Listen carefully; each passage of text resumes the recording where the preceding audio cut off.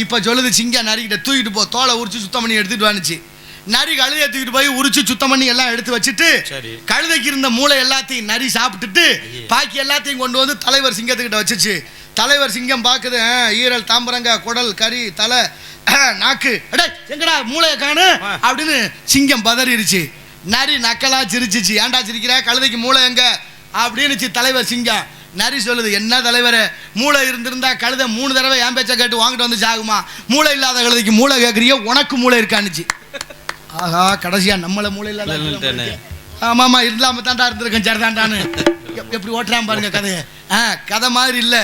ஆனால் என் தயவு செய்து என் பெரியோர்களே, தாய்மார்களே, என்ன அர்த்தம், 70 ஆண்டுகளாக நம்மளையெல்லாம் மூளை இல்லாத கழுதையாக்கி நமக்குள்ளே பல குள்ள நரிகள் நம்ம மூளையை தின்னுவிட்டு பல சிங்கங்களை உருவாக்கி வச்சிருக்கு.